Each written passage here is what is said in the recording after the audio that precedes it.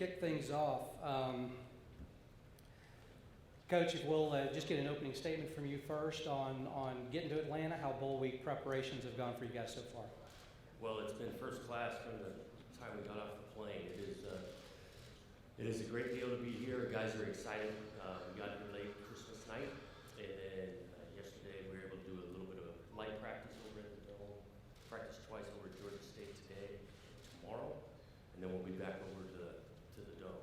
We're definitely excited to be here. Pleased with how the year has gone, accomplishing a lot of things, and we got a great challenge in front of us, playing an outstanding defense and an outstanding football team in Alabama. Those guys bring some challenges, no question, but we are excited about the challenge to go out and play on a big stage and be really in the Final Four. All right. Jake, talk about your experience so far from the players' perspective, and maybe what you thought about the welcome events and the competitions from last night. Yeah, I was traveling from the West Coast, so I traveled most of Christmas, which was good, went smoothly. And then once we got here, we were able to practice, like Coach said, the Georgia Dome, and then have a little team event last night, which was pretty cool. And for me, first time in Atlanta, so it's been pretty good so far. All right. At this point, we'll go ahead and open it up for Q&A. If you would raise your hand, we'll get a microphone to you. Please tell us who you are and to whom you're addressing your question. And we'll start right here in the second row center, please. Barris Lee, Bleacher Report. This is for both of you guys. Just when you watch Alabama's defense on film, what stands out specifically in the front seven? Well, definitely their physicality up front. They create some havoc around the quarterback. Obviously, they've been great against the run and the line of scrimmage, and they've been tough to move there. They do play extremely hard with those guys, and they can really create pressure on the quarterback, not having to blitz. Those guys will definitely be the toughest challenge we've seen so far, and that's what you want to do. You get to the big games like this, you want to play the best, and these guys have been the best for a long time on that side of the football. And then in my opinion, it's more, they're not going to give you anything. There's nothing that stands out like, hey, this is a really good play against them, or this is something they give up. You got to earn it all, and like Coach said, that's kind of how it should be at this point in the season and playing this game. All right, next question. Raise your hand, please. We'll get you a microphone. All right. Back here, Charles. For both, can you talk about the balance and the way it's worked out in recent games, where if one side isn't working, the other side has put up some big productions that allowed you to keep posting these 40-point games? Yeah, I think we're at our best when we're balanced. Can't drop 8 against us because we can run the ball pretty well, and you can't just stack the box because we got some guys on the outside that can roll. And I think the more balanced we are, the better we've been in some of our games. And sometimes it's been big passing stats, or sometimes it's been big running stats, but we just find a way to put up points, which I think is good. That's kind of been a goal going in, is we want to be balanced on offense. We do got some talent in the backfield. We've got some talent on the perimeter. I'm really pleased with our development of our offensive line from game 1 to game 12 in pass pro / the run game. Those guys have done a good job of continuing to improve. A lot of that really starts with Jake. I mean, a lot of this, we'll call a couple of plays where hey, we want to run it, we're going to run it, or he can check out and throw it, or vice versa. And so I think that's led to our balance as well as his ability to get us in and out of plays. Next question. Okay, all the way back here in the middle.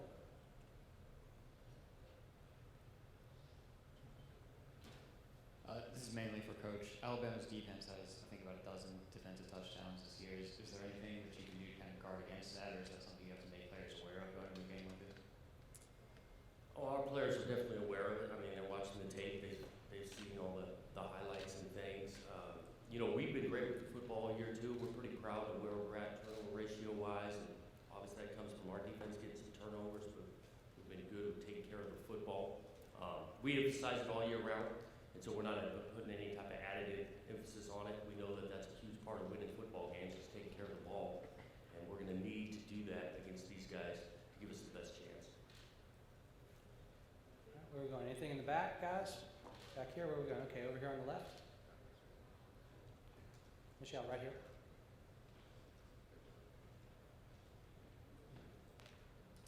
Jeff Spiegel, WBMA Birmingham. This is for Jake. Jake, Alabama won their league in dominating fashion for the most part. You guys won your league in dominating fashion for the most part. Yet you're the 2 touchdown underdog. How do you and the team feel about that, and how motivated are you by that? I mean, I think we blocked out a lot of the outside noise, starting from the beginning, whether it was us being the favorites or someone else. I mean, I understand it. You know, they've been here. You know, it's our first time here. They've been here, I think, just about every single year that they've had a playoff. So, you know, they're the team you got to beat if you want to win the championship. That's the team you got to beat. You know, for the last couple of years. So, you know, I think whether we're the favorites or not, just kind of tuned it out and just prepared and kind of done our deal week in and week out. Okay, back here in the back corner here. Haley Hartog from ESPN. Coach, start with you, and then Jake, I'd like you to respond to his answer. But Coach, what's been the most teachable moment between you and Jake this season as you guys watched film after a game and then drew from an experience and made something of it? Man, trying to think, what's been the most teachable moment? Well, I know there's one we talk about all the time between me and him, and that was early in the Duck game. He knows what I'm talking about. And then, you know, it just comes with experience. You get into big games, and sometimes, you know, emotions and decisions start riding high. And that was teachable for myself and him to go through, / the whole team. And I think we've gotten past it and learned a lot from it. Good. I'll go. I think for me it was, you know, second half of the USC game felt like I was starting to press a little too much, where, you know, we're down and all of a sudden you start trying to make too much happen and force the ball into maybe places that aren't there, and you know, just being able to watch that and kind of think, okay, since you're making these split-second decisions as a quarterback, you kind of gotta have the right mindset, because that's really going to gear your decisions. So, you know, if you're down by a touchdown or two, you know, you don't need to score all those points right away when it's only like the third quarter. So I think that was a big teaching moment for me, and then just being able to watch that and correct that. Hi, Jake. I know you were pretty highly sought after as a recruit, and Coach was your primary recruiter. I was just wondering if you could explain just a little how you ended up at Washington. I think there might be an Oregon State connection in a way. I don't know about that, but I'd like to hear it from you guys. For me, I just like the program. You know, obviously started with Coach Smith, and then Coach Pete went there, felt comfortable. You know, I wasn't really looking to visit a ton of places, so I committed pretty early. Felt like it was a good fit, and that was pretty much it. And you know, obviously very happy with the decision and all that, but you know, I wasn't looking to make it some big ordeal. I just, you know, visit a couple places. You know, if I felt like I didn't feel comfortable with some of those, maybe visit a couple more. But visited Washington first, felt good about it. Took one other visit just to you know, kind of have something to compare it to, and felt like, okay, it's probably time to call it good. Felt good about Washington. Didn't really see the point in paying to go visit a bunch of other places. So that was pretty much it. Coach? We had got around Jake as a youngster. He came to one of our camps. I think it was after his sophomore year, and we found out really quickly he was exactly what we were looking for in regards to our quarterback, his desire to improve. He loved football. He wanted to watch tape, and so he just fit our personality type for what we were looking for from a young age, and we charged pretty hard on recruiting him. He was the guy we wanted from the get-go in his class, and we were fortunate to get him. Okay, let's go right here in the middle. Hi, Tara Rock with the Tuscaloosa News. I wanted to ask, what do you see most out of Alabama's secondary, and how do you plan to find success against them through the air? Well, I see that they got good ball skills. They can change direction. Obviously, they got a bunch of turnovers and create some havoc there. And that secondary has been solid for those guys for a long time. I mean, this is a group defense that the front end to the back end help each other out and create some havoc. They can get you in some long yardage situations, and that makes it tough. And that's really when that secondary does its job. And so we're going to have to be good with, you know, get some good games on first and second down, staying out of third and long. Because that secondary, like I say, goes back to those ball skills, and they can change direction, put some offenses in bad situations. Okay, up here in the front. Let's get a microphone to Dan, please. Hey, Jonathan Dan Wolf from USA Today. What kind of player did you feel like got to work with John Ross. The time he was maybe sort of going through some things, trying to figure it out as a player. What kind of player did you inherit, and when did you think he turned the corner mentally? Well, he's been explosive, so he's a player that was really explosive when we got here. Can great things with the ball in his hands. Obviously, he was a great deep threat at times. But he was a raw as a route runner, and that took a little bit of time. He has really turned the corner this year. Give a lot of credit to his position coach, Coach Camden, and John's work ethic. I mean, he took the injury last year, and he still was great around his teammates and working hard to get better, studying tape, all of that. And then really through fall camp, I think working against our secondary, who I think is really good players as well, that has groomed him into being a great route runner. He spent a lot of time with Jake. Those guys worked hard this offseason and through the summer throwing routes and getting on the same page. And now he is a complete route runner. I mean, not just a deep threat. He can throw it underneath to him. He can throw intermediate passes, contested balls. Obviously, we hand it to him a little bit. But he's always been explosive. All right, where are we going next? Okay, back here in the middle, please. Jake, I was wondering if you could talk a little bit about your relationship with Jonah Williams. You've got good stories about him from high school or any memories of you guys playing together.